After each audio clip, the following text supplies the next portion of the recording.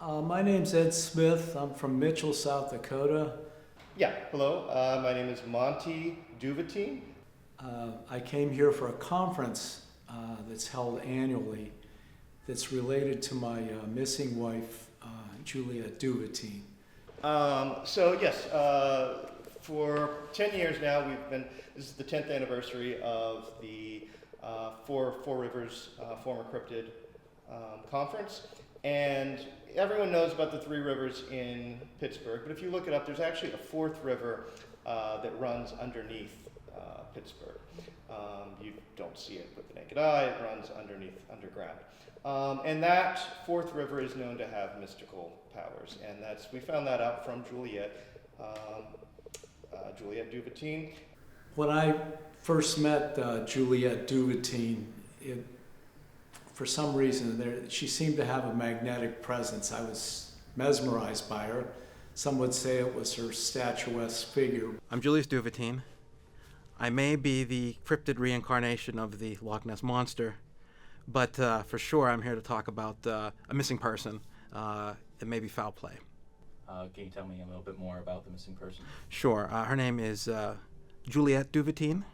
She was at one time my wife and at one time my collaborator. We were colleagues. We've hired a few investigators. They've come up pretty much empty. Her family, we don't know even too much about Juliette's family, so a lot of things that we would assume are cool were not really known to us at all. I mean, in a way, could be interpreted as deceptive. What was your subject? Sure, it was cryptid reincarnation. Our subject was cryptid reincarnation. Okay. Monty, what is your relation to Julius? I have a few different relationships with Julius Duvatine. We were both at one point married to the same woman. We both took, at different times, we both actually took her last name. That's why we share a last name. And we are both reincarnations of former cryptids.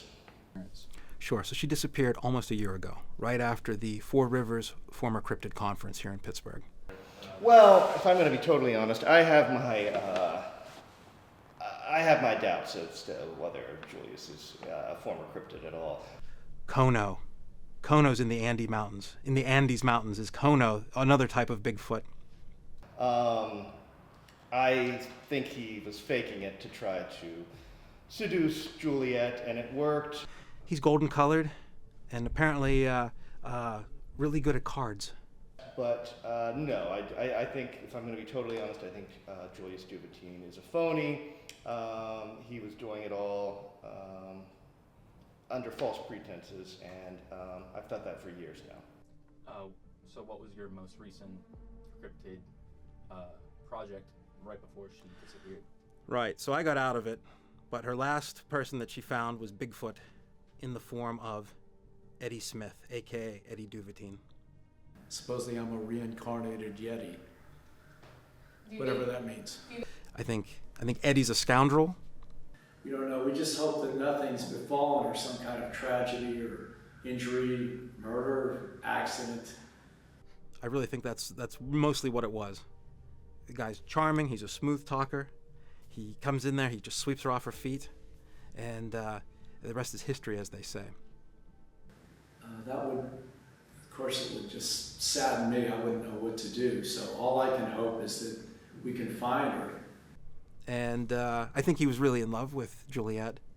He calls her Julia, but Juliette, I think he was deeply in love with her for that period of time.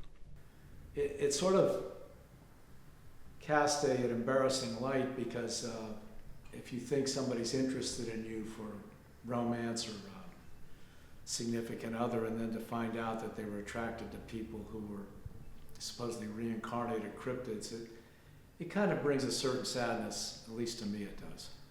Honestly, I think Ed was just like a slick son of a bitch who just charmed her. So I will say this directly to the camera. I do believe Julius Duvatine to be a phony. I may have been the Loch Ness Monster in a previous life. I do not believe him to be a reincarnation of any sort of Loch Ness Monster, let alone any cryptid. And he's been faking it for this whole time. You say that you guys have been brought closer through her? I'm not sure about that because they're pretty much were in love with her as well, which is a little bit, there's some jealousy there, let's be honest. She was a little too early. She found a phony, a prankster, a fraud. But I think they took it very seriously. Juliet found me. She was talking to me about certain things, and I'd had dreams and visions all my life, really.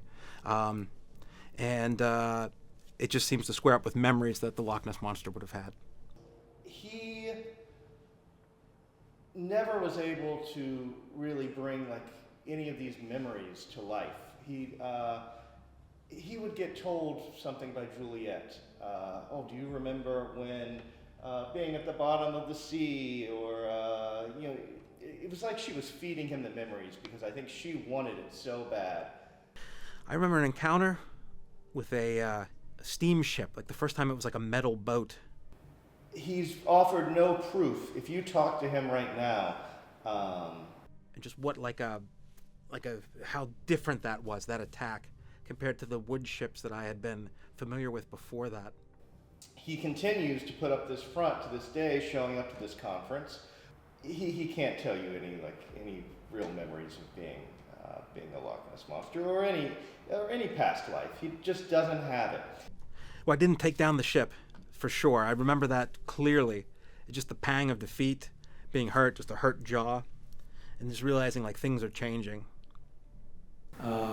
So I feel like I'm at square one. I still don't know anything, except that I had a wonderful experience with this woman, and I just wish I could recreate that somehow and be with her again.